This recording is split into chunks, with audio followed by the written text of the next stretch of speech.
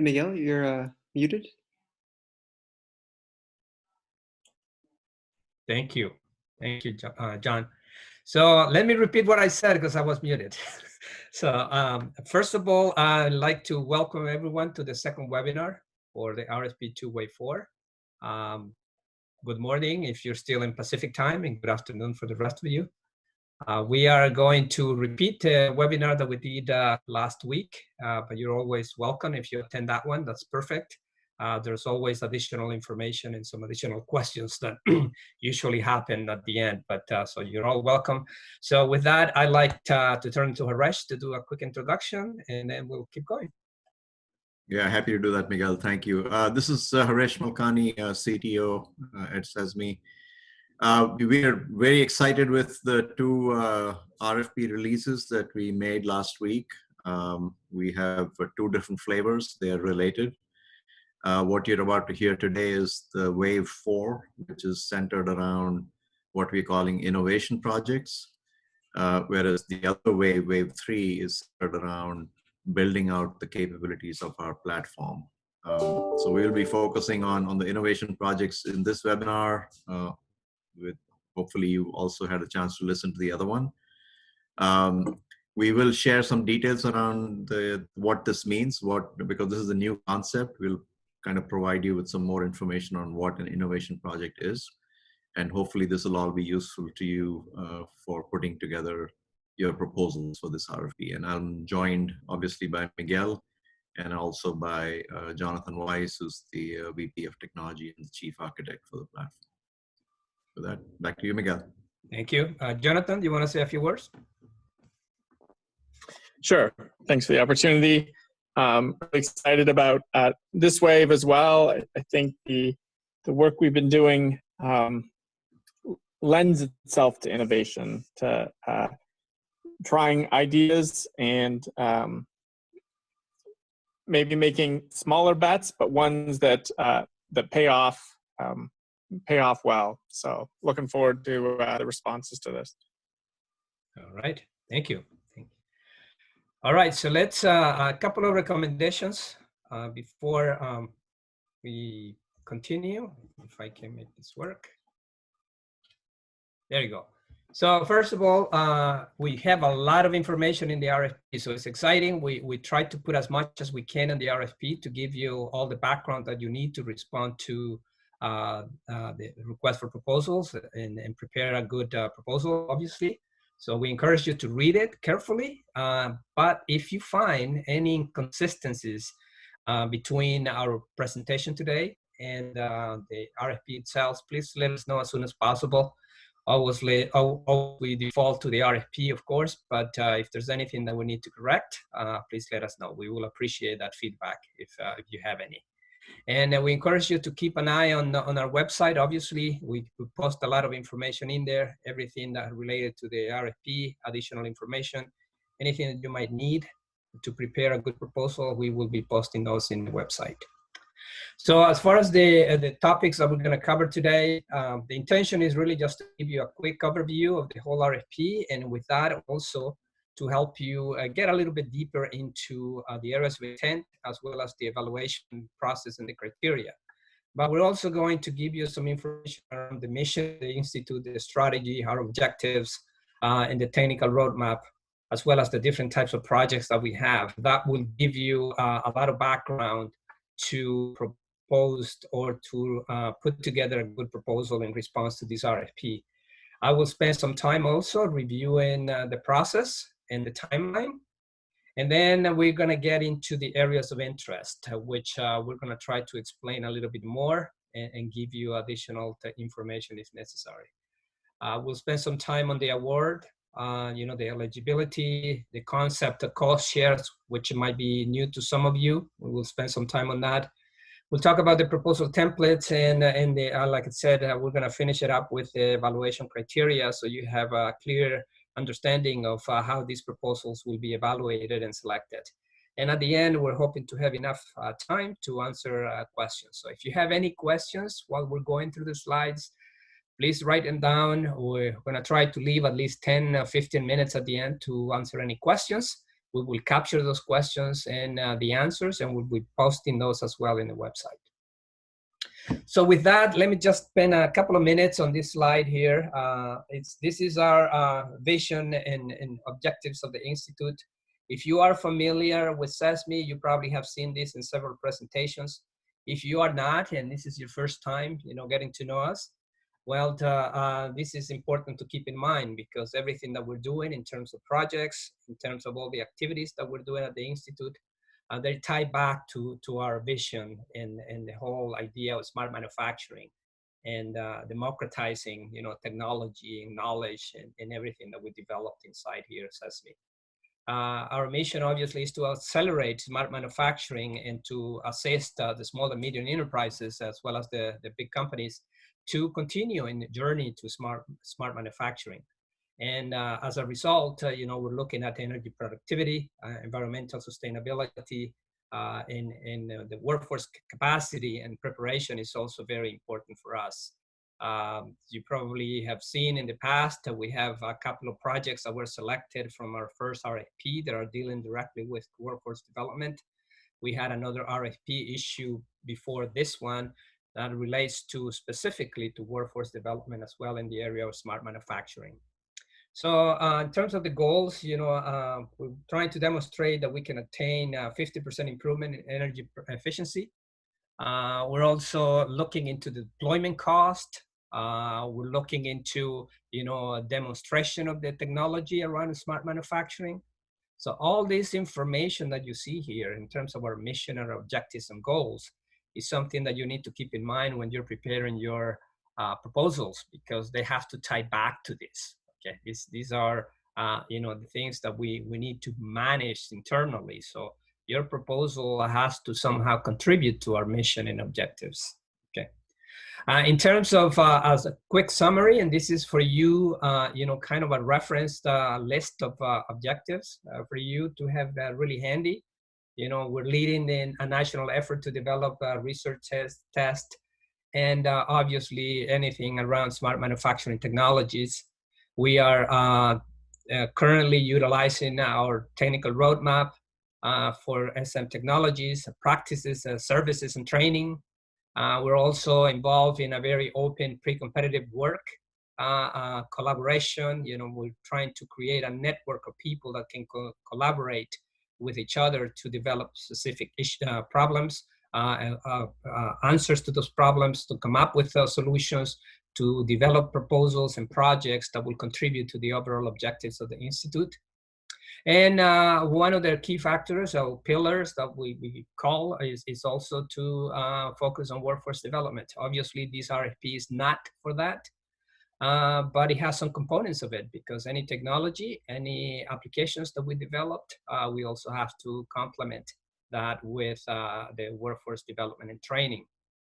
So with that, I'm not going to go into everything else here. You can have it handy, like I said, for your reference in the future. But if you need any more details, we're free to help you with whatever we can. In terms of the performance matrix, this is how we evaluate, our progress, our results, and everything. And energy productivity, we are expecting to double it in 10 years. In terms of energy efficiency, we're looking at 50% improvements, okay? And also, the deployment of cost, that's a big one. Reducing that cost is important for our small and medium companies, in enterprises. And, all of that is really just a direct result of all the projects that we're launching through the RFPs. The adoption cost is another one that we are keeping track of, in terms of the cost for adopting smart manufacturing technologies, and that includes also the hardware and the software, not just the solution itself. And to come up with a good plan and training for workforce capacity in the future. This is a big one, going all the way to college curriculums and eventually concentrating also on the existing workforce. So very set of performance metrics that you might want to keep in mind also, like I said, if we're contributing to any of this, obviously those are the projects that we would tend to, pay attention because they're directly related to what we're trying to accomplish for the Institute. So with that, let me change a little bit here and start looking into the different types of projects that we have in CESMII. And I would like Haresh, if you don't mind, kind of go through the different projects that we have and do a little bit of more explanation of what they are, so you can have an idea where this RFP falls. So Haresh, if you don't mind. Yeah, Miguel. So what you see here on the slide on the left-hand side in that black box is an articulation of the 4 building blocks or pillars of our roadmap. And you see on the left-hand side, the two blocks are sort of non-technical, one around business practices, the other one around workforce development. And then the ones on the right-hand side are more technology-oriented. The one at the top says enabling technologies. So, all the building block technologies like sensing, control, modeling, analytics, those types of things. Whereas the bottom right block is SM platform infrastructure. And this is around the ability to string these components together and make information flow between them in a seamless fashion, and the environment that allows you to do that. So that's all about the platform. So what we do as an institute is launch projects that will address each of these areas. And if you see on the top right, enabling R&D projects, these are all to do with those enabling blocks that I just mentioned. What we did in our first RFP, as well as the first wave of the second RFP, were to address those areas. The green block is what we are talking about today, and these are innovation projects. It's a new concept that we've come up with, and I'll spend some time talking in detail about what they are. But essentially, they are sort of bridging the gap between the long-term technologies that we're developing in the top right block versus the development of the platform itself and the capabilities we need to solve problems. And it bridges the gap by launching these very quick 3 to 6 month projects which deliver value to our manufacturers very quickly. And at the same time, it helps flesh out what's required in the platform. The bottom right are pure platform capability projects, and these are essentially meant for closing the gaps that we might have in capabilities of our platform. And the wave 3, which was also issued at the same time as this wave 4, essentially is the RFP that helps fill those gaps. So if you were not part of that webinar earlier on, we encourage you to look at the recording and the RFP associated with that. The application projects are the ones that are designed for sort of validating and demonstrating our capabilities of CESMII technologies. And these are essentially run by our manufacturing or systems integrator types of members that would bring a problem to solve, and we demonstrate our technologies through solving that problem in the application project. So no new work or new technologies are being developed there. And then last but not the least, on the bottom left are the education and workforce development projects, specifically addressing those 2 pillars on the left-hand side. And wave 2 of our RFP2, which was issued a few months ago, we have projects being selected in that particular RFP as we speak. So that's really the landscape of the different types of projects in CESMII. All right. Thank you, Haresh. So let me spend some time about the process overview for this type of projects. If you are familiar with our processes from the previous RFPs, you will see that there is a little bit of a difference for this type of projects. And the difference really is mainly two key points. One is that in this particular type of projects, we don't have external evaluators. Everything is done internal, okay? And also the timeline is a little bit faster than the previous ones. But everything else is pretty much the same. For example, we still have to develop the areas of interest. We develop those as we did for the other RFPs. We look at the technical roadmap. We look at the needs that we have, what tools and applications we need to develop. And then based on that, we develop the areas of interest and issue the RFP. Now, once the RFP is issued, we get into what we call the project review and selection phase, which is, giving you, a few weeks to develop the proposals and prepare your statement of project objectives and your budgets. And then once we receive the proposals, then we get into the internal evaluation. And that one usually takes like around 2 weeks, to do. And then the next step on that one is once we select those proposals, so, we come up with a list of projects that we like to do in this area, and we get the validation and the review from the DOE.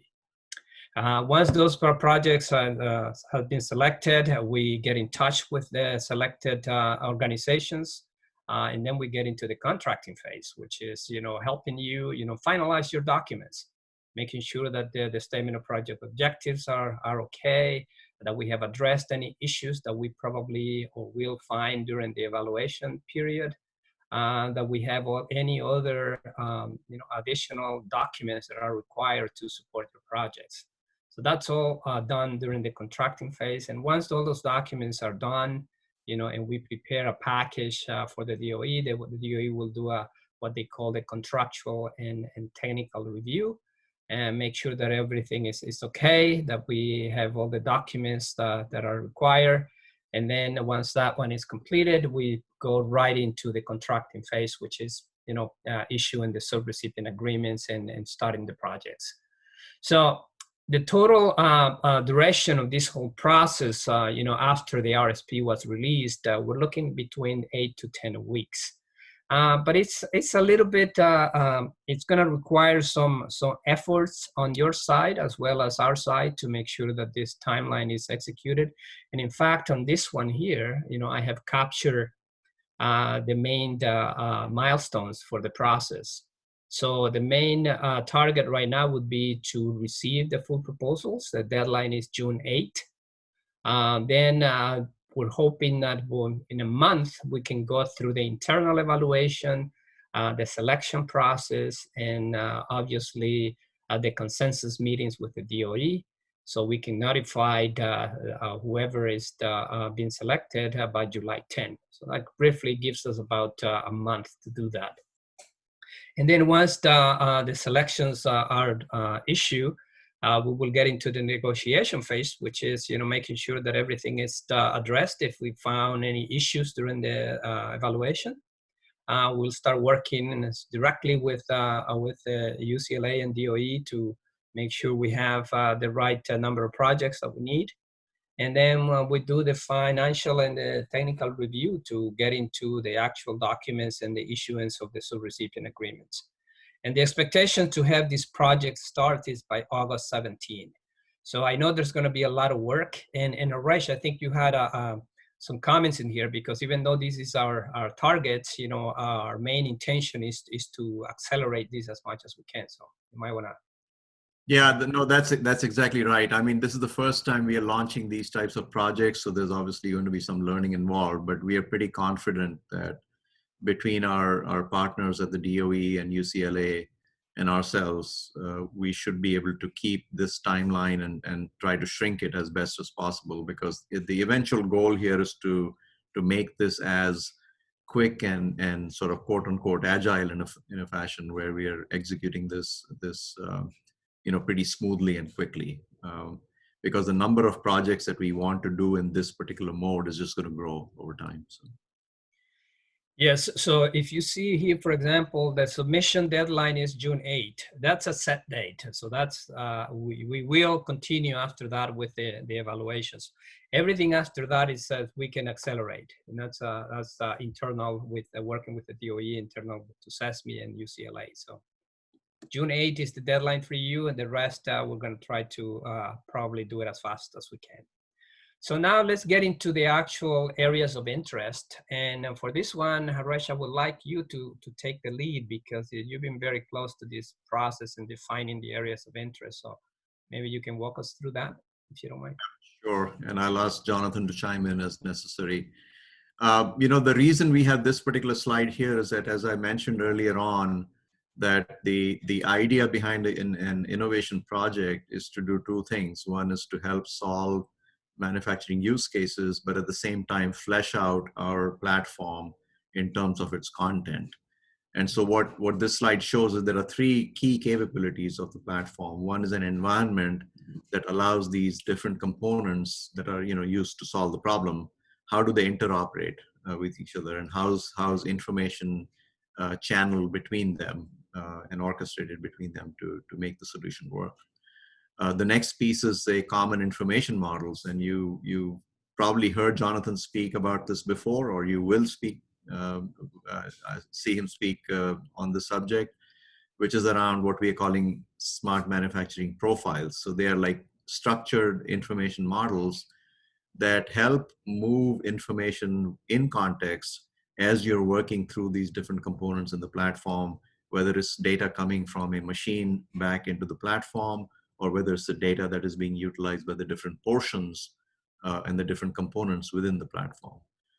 And the third place is a marketplace where we have all of this information stored, the information models or the profiles, as well as the functional components that make up your solution. They all come from a marketplace that we can make available as part of the platform's instance that you'd be using for the project. So having said that, now there are a couple of slides that I'll talk about where I'll describe what an innovation project is, and hopefully that will give you some good insights into how we are expecting this to work. So the project funding for these types of projects is between $50K and $200K, split 50-50 between federal components, federal funding, as well as the cost share, which we'll describe in a few minutes here. But the idea is that if the project is $200K, $100K comes from the federal funds and $100K is in-kind contribution by the project team. So what does the project team look like? So if you look at the diagram on the right-hand side, it would have a systems integrator, a manufacturer, a software vendor, academia, and so on. So this is the makeup of the team, including a machine builder. I forgot to say that. We are focusing on having the manufacturer be a key part of this team, because the idea is to actually help solve manufacturing use cases, and then have the appropriate team members that would help do that. So it will all begin with the manufacturer identifying a pain point, and they might say, hey, I have this particular process or this piece of equipment that's keeping me up at night, and I want to solve this problem. Then the team is formed depending on what that problem set is. You would have all of these entities or some of these entities, depending on the type of a problem. And then the team will get together and say, look here, to solve this problem, I need two things. I need the types of profiles or the information models that are required for this solution, and some predictive models or applications that will help solve that problem once the data is driven through these information models. So those are two pieces of this project that are key here. And once these profiles and predictive models are developed by the team, they will then become part of the CESMII marketplace eventually, and be available for other members to leverage and use. So that's the idea behind an innovation project. Again, it'll be rapid. 3 to 6 months time frame is what we are expecting. And the funding would be minimum 50K, maximum 200K. So in order for this to work, and we've partnered with the Department of Energy to make sure that we are identifying specific areas where these projects would have impact. And those areas are identified on this slide. And if you look at the first one, that's all around energy consumption, energy productivity. So if you have a use case that touches upon that, then we would expect, profiles and applications and the solution to speak to that particular use case as well. The second type of use case might be around precision, productivity, and performance. Precision would deal with perhaps quality and dimensions, properties, any of that stuff for your product, the precision of the machine. Productivity might be the throughput element of it, productivity and throughput, where performance might be the efficiencies of your process or your equipment. So So those are the themes under that bucket. And once again, you'd be developing profiles and applications that support solving that use case. And then finally, anything to do with asset or process monitoring, asset or process management, and predictive maintenance type of applications. So again, the idea here is to find use cases that a manufacturer identifies that falls into that bucket, and that the team would develop the necessary profiles and applications to help solve that problem. So these are, so your project proposal should fall into these categories, and that'll make it easier for us to start sort of processing and evaluating these proposals as we start getting them. Great. Thank you, Haresh. Let's move on to the actual award information. Well, you know, like Haresh mentioned, we have a specific funding for this type of projects.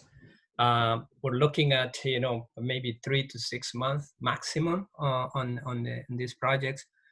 But one important note here is what we have in red there. And Haresh, I think you probably need to explain this because it's a little bit different from what we have on the RFP. So yeah, absolutely. So the total funding that's available for these types of projects is going to be a total of $5 million, with 2.5 coming from the federal share and 2.5 from cost share. But what we want to do is we want to do this in batches. So the first batch of funding that's available is about $1 million, and we will do that first. And then subsequent to that, we will make additional funding available for additional number of projects that we'll be launching in the upcoming months after the first batch is launched. So this is going to be sort of in a staged fashion. But keep in mind the total amount of money that's available is 5 million with 2.5 federal. So as we receive the funding and receive the proposals for this initial deadline of June 8th, we will then begin assessing when we can make the additional monies available for these types of projects going forward. Perfect. Thank you, Haresh. All right, now in terms of the period of performance, I think Haresh already alluded to this. You know, we're expecting this to be in not more than 6 months. But a couple of points that I'd like to mention here is we're still going to continue having these projects, you know, going through the different process that I mentioned earlier, the different stages from, you know, the contractual moving on to, you know, execution and everything else. The projects are expected to start in August and finish in January 31st, which is basically the end of our budget period number 3. So because we are going to be executing these projects within the same budget period, we don't have a go-no-go decision point, but we do have, you know, and we like to have some intermediate milestones in between. So maybe at month 3, we like to see some real milestones identified in the proposals as well. And then keep in mind also that the UCLA will be negotiating the sub-recipient agreements with the lead organizations. So it is important that you know, that step is taken care of as soon as the projects are selected, because of there might be some issues in developing and accepting terms and conditions. In terms of, you know, eligibility for this type of projects, it's really the same as the other projects. There's no difference. You know, we still want the members, the team players or the team members to be in good standing with the CESMII membership. Okay, and so we encourage you to do that as soon as possible.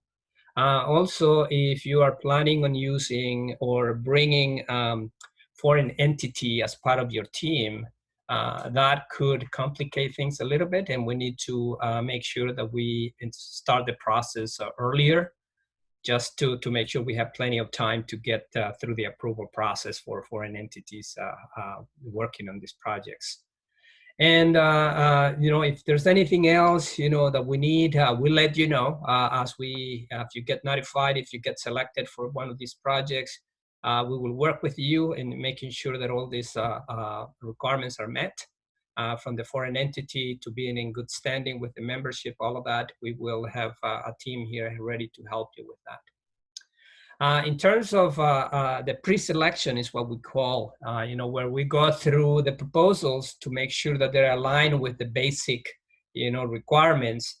that they meet, they don't fall outside the technical parameters that we identified in the RFP, that they are aligned with what we're asking, that the technologies are based on sound scientific principles and things like that. So, and that the responses comply with the requirements of the RFPs in terms of, how to present the information, what information has to be there in the proposal, number of pages and things like that. So that's all part of the preliminary selection that we do even before we get into the actual evaluation. So keep that in mind as well, because that's important. I mean, we don't want to be disqualified even before you get to the evaluation because you missed something that was not aligned with the RFP itself. Now, let's spend a little bit of time on cost share. Because this might be a foreign concept for some of you, especially if you haven't been worked in this concept before. For example, I came from the industry, and we never talked about cost share. I mean, everything was 100% paid by the industry. So in this case, there was no cost share in my previous work. Now that we're working with the government, there's this concept of cost share, which means, the government pays 50% and then the rest is absorbed by the team. And in this particular case for this RFP, we're asking for 50%. So it'll be a 50% split between the federal and also the cost associated with the teams themselves. Okay. Now, one question that I usually get around cost share is, we're asking for 50%, but that's the total project cost. So, for example, if the project is $1 million, we're asking for $500,000 to be cost share. Now, that's the total project, okay? Now, your team might be composed of several members, and maybe some of those members, like Haresh was mentioning, maybe from academia, from system integrators, from the industry, whatever those members are coming from, some of them might not be able to provide a 50% cost share. They might be able to provide maybe 20 or 30%. What it means is that as a whole, and the rest of the teams have to come up with the difference. So the total project will be 50% at the end. So it doesn't matter what the contribution is from every individual team member. What matters is the total contribution of the team at the project total cost. So we wanted to also give you an idea what this cost share means for those of you that are not familiar with this concept. The Department of Energy, has released a lot of documents associated with cost share, and they have listed a number of things that will be, acceptable in terms of cost share. And they also have some documents where they go through the list of non-cost share related items.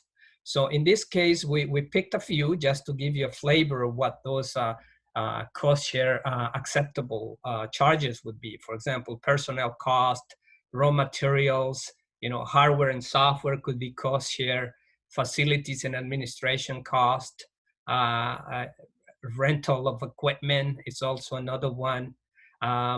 Another one that I've seen is the utilization of a supercomputer and paying for those services could also be cost share, things like that. So keep this also, kind of handy when you're trying to come up with your budget, because that will give you, an idea of what you can cost share as far as that 50% that we're looking for. Okay. We also have an example here that I'd like Haresh to walk us through that gives you a better explanation on how you can, put together a cost share for the project. So Haresh, could you please help us understand this example? Absolutely. So here's an example of an innovation project, which is 200K in total. 100K comes from the federal share and 100K from a cost share. And as you see at the bottom, this team is made up of an app vendor, a manufacturer, a systems integrator, and those are the three entities that are part of this team. What you'll notice at the bottom, first of all, is that not every entity has a 50% cost share, to Miguel's point, right? So an app vendor says that, we can use 25K of the federal share and 50K in cost share, whereas a manufacturer says that, for us to do cost share is easy. We don't need the federal share. A systems integrator is the other extreme, right? It is more of the federal share, less of the cost share. And the way this works out is that these bullets that are mentioned in the slide is an application project or application vendor will provide, say, a subscription, for example, right? And that's 100% cost share, a license that is provided for this project. That's one good example, right? There might be, you know, some development support that they might offer up, and they might say, okay, that's also, you know, something that we can do, but for that we need 100% federal share. We can't do that as a cost share. So there'll be a mix of those kinds of things. The manufacturer says, we'll make our packaging line and engineering support available. And, you know, that can be all dedicated to CESMII. It'll take 4 months of our time, and we'll be happy to do that as 100% cost share. The systems integrators might have a mix of things, right? There's, if you look at the sub bullets there, the first one is 75K, but that's 80% federal share. The second one is the ability to sort of post these profiles into the marketplace. So that's, you know, a component of how they are utilizing their resources. There's an edge device that's needed for this project. That's 100% federal share. And then a connectivity solution that's also 100% federal share.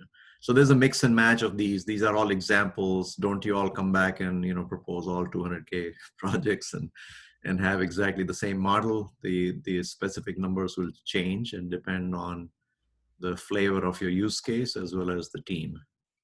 But just to give you some idea of how this is done, we thought this would be useful to have it in here. Great. Thank you, Haresh. So let's take some time now to go into the selection criteria. I think this is something that you probably will be interested in knowing. So in our previous RFPs, we also have these 3 different areas that we evaluate for each proposal. We have what we call the general criteria, the technical evaluation criteria, as well as the portfolio selection criteria. And it's not going to be different on these projects. The only difference is that we are going to do this internally, but we're still going to go through all of this. You know, we'll have the general criteria where we do an analysis on the business impact, the technical significance of what you're proposing, and as well as the project execution, you know, their objectives and the scopes and everything else that you're proposing. So we'll do that internally, like we did on the previous one. And then the next one, the technical evaluation criteria. This is typically done externally, but this time for this type of projects, because of the accelerated timeline that we're trying to accomplish, we will do this internally as well, but we're still gonna evaluate the technical merits of each proposal. We're still gonna go through the technical approach, make sure that there's a sound approach to developing and obtaining, you know, the goals and the objectives of the project. And then we're also going to take a look at your formation of your teams, you know, the technical and management capabilities to make sure that the projects have a very good success rate or possibility. So we'll do that, you know, the technical evaluation. And then finally, once we do these 2 areas, we will get into what we call portfolio selection criteria. And here is where we really just trying to align the proposals that are surfacing to the top with what we have in terms of portfolio as a whole. You know, how many projects or proposals, you know, are addressing specific areas that are needed at the Institute. If we have, you know, multiple proposals addressing the same thing and developing kind of similar solutions, then we'll take a look at that as well to make sure that we picked the one that will best, you know, meet the needs of the Institute. So this is what we call portfolio selection. We'll make sure that we're not, you know, investing or duplicating efforts in 2 projects that at the end will bring the same results. So I hope this gives you a quick overview of, you know, what we're going to be looking into each of these proposals. Again, you know, we refer you back to, you know, the technical roadmap, you know, the CESMII visions and objectives, the areas of interest, and also the criteria that we're using for selecting the proposals.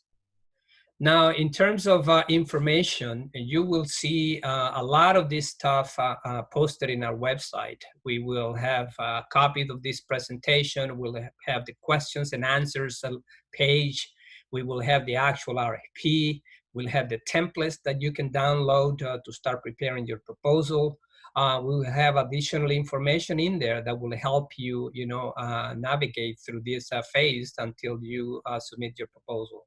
So it is important that you keep an eye on our different links. Okay, everything. If you don't forget, remember any of these links, you can always go directly to the CESMII website, and you can go through the different menus, and you will get there as well. So I hope this has been valuable for you.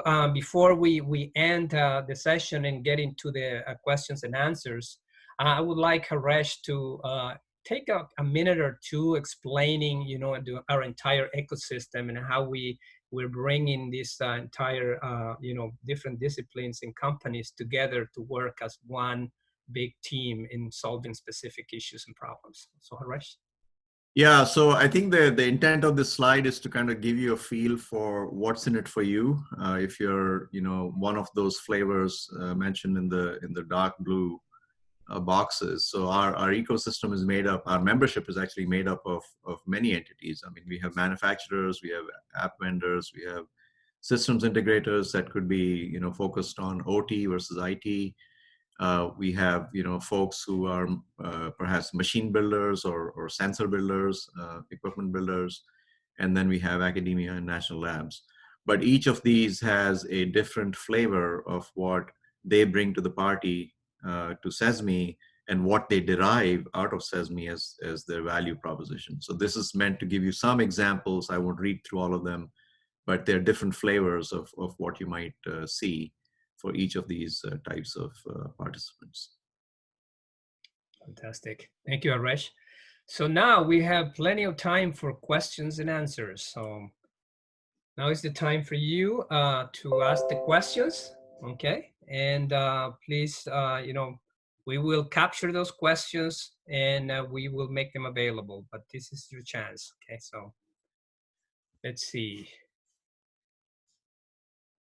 Oh, the first one is related to IP. Haresh, you've been answering those questions. So you want to take that one? Yeah, sure. Yeah, this question comes up in every conversation. That's a great question, and it's an important one because we need to be able to articulate where the IP resides. And CESMII's policy is that any IP that is generated as part of a CESMII project is owned by the team. So if the team has a manufacturer, a systems integrator, whatever, they as a team own that IP. And any use of that IP through CESMII has two different flavors. One is that you could have a CESMII member wanting to utilize that technology or that solution or that IP for trying things out. And if they're CESMII members, we should make that available to them for pre-production purposes. But if that entity is looking for using that IP in their production processes for generating value in their production operations, then it has to be a different conversation. And then the conversation is between those who own the IP and those who want to use it outside of CESMII in their production operations. And that's a totally separate agreement that needs to be established between those two parties. But the ownership resides with the team. Absolutely. Thank you. Let's see, do we have any more questions? Yes. Okay, one question. Is there a list of other interested parties or teams that would be available to see? I ask because normally I'm used to being in the room with everyone. Okay. Yeah, this is, I mean, it's sort of a process where you can, there are the list of members, current members is available. The folks that we have with boots on the ground with our regional operations or the Smart Manufacturing Innovation Center operations, they are happy to help you connect with folks if necessary, and we can make that information available. And through these types of webinars, you might have some interested parties that may want to reach out to each other. So those are some means available for you to do that. Okay. The next question is: will every every project have all 5 types of participants or just a subset of them? I guess we encourage to have as many as participants as possible, but I believe, if correct me if I'm wrong, Haresh, but you don't have to have a participation from every type of participants. Yeah, the only exception is that you have to have a manufacturer on the team. Correct. And one of the things that we are encouraging with these proposals with Wave 4 is to have small and medium manufacturers in particular, leverage this this opportunity. So, anything that can be done to have that type of representation on your teams would be great. Okay, the next question is the ecosystem Haresh spoke about. Can members get a list of other members? I think it's the same question that you answered before, Haresh. So I think we'll have to. I'm sorry, I cannot answer this specifically, but we'll look into determining how we can make that information available to the broader audience here.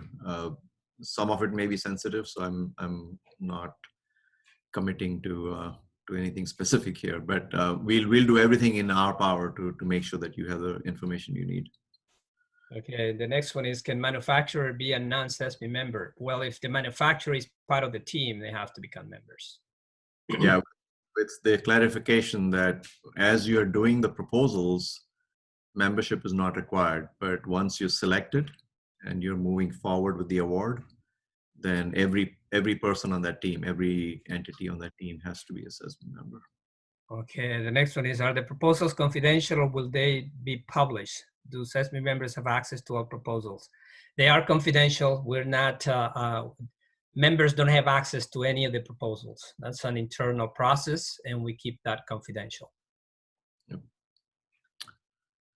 Okay, we got some other questions on the Zoom chat, Haresh. I don't know if you see. Yeah, there's actually one more on the Q&A. How many members are in CESMII? How many members, manufacturers are in CESMII? I think our current split is 50-50, meaning that there's 50 from academia and labs kind of environments and 50 is from industry. And then out of that industry, boy, I don't know what the percentage is, but maybe we can get that information to you, but it could be roughly half maybe our manufacturers. Okay. The next question is it a requirement that a manufacturer initiate the need for a project, or can a team or service providers propose a widely applicable solution that would apply to many manufacturers? I think it's anybody can initiate it.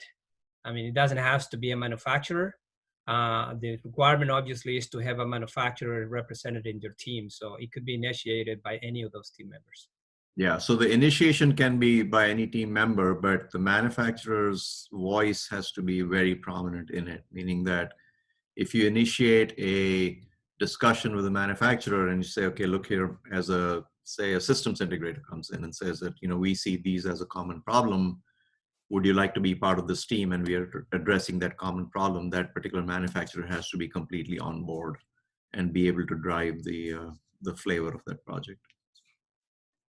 Okay. There's another question. It says, did you say that only some of the planned 25 Wave 4 projects will be funded in this round? And there will be more RFPs in the future for the rest Wave 4 projects? Yeah, so that is correct, that because we only have $1 million available in total to begin this process, that we'll only have a small segment of proposals selected for the time being for that first batch. But as we do that, then we'll start opening up additional pools of money until we reach that 5 million point. When that happens and how that happens is still to be determined. Doesn't mean that if you want to send your proposals in, please do them now, and they'll be part of the pool through which we will begin to evaluate and do the selections even in the upcoming waves of this. There won't be a new RFP per se, and we're trying to work that out with the DOE. It'll still be the same RFP, but different pools of funding will be made available at different times. Mm-hmm. There's a question related to foreign entities. It says foreign entities that are already already have a legal representation in the US can be partners? How do we know if they are allowed to be part of the team? Well, this is a tricky one because by definition, a foreign entity can participate. They have to become members, obviously, but the requirement from the DOE is going to be evaluated by them. Typically, what we do is, if we get a foreign entity, involved in any of the projects, they initiate their membership requirements, and then the DOE will review that. And what they're looking for is, even though they're foreign entities, that they have a strong representation here in the US. That's number one that they would be looking for. So keep that in mind. It could be an issue, like I said earlier, but I've seen a lot of foreign entities being approved. So as long as they have a strong representation in the US, the paperwork is in line and they meet the requirements from the DOE, there are no problems. But we will not be able to know until we get through that process. So I think anything could happen. So just a caution there that if you're planning to use a foreign entity, you might want to look into that ahead of time. Okay. I don't see any other questions. All right. So we have captured the questions that you posted today. We also have the ones from the previous webinar. We are going to put them all together and you will see them in our website probably by the end of the week or so, if not earlier. Okay. But keep those questions coming if you run into any specific issues. At this point, because we're in the middle of the RFP, we will not answer specific questions directly addressed to us. It has to be public, okay? So any of your questions, we will post those openly, okay? Because of the competitive nature of the RFP. Yeah, there's a couple more that have just come in. Membership for 1 year, yes, that is correct. It's renewable every year. When can we get the presentation for wave 3 and wave 4? I think you just may have answered already, but yeah, these sessions are being recorded and the materials will be made available on the website. Correct. All right. I guess no more questions. So this has been fantastic. Thank you, Jonathan. Thank you, Haresh. Thank you, all of you that have been participating, and we wish you the best. Okay. And we're here to answer any additional questions as they come up. We have until another a week or so to get through it. So you got plenty of time to ask questions and make sure you have a good proposal for us. Thank you very much, and we wish you the best. All right. No, just well said. I mean, we're just looking forward to great proposals and have a safe day and a week ahead. Yeah. All right. Thank you very much. Have a good day.